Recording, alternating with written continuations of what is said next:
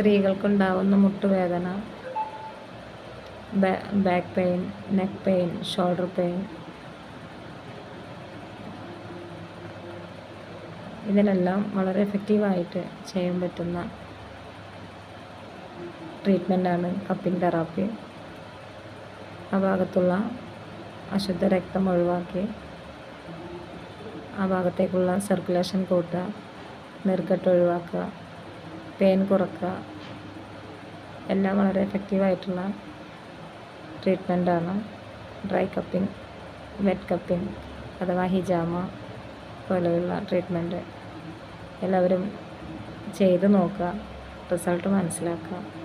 മരുന്ന് കഴിച്ചിട്ടും മാറാതെ നിൽക്കുന്ന ഇത്തരം വേദനകൾക്ക് ഉള്ള ട്രീറ്റ്മെൻറ്റ് കപ്പിംഗ് തെറാപ്പി തന്നെയാണ്.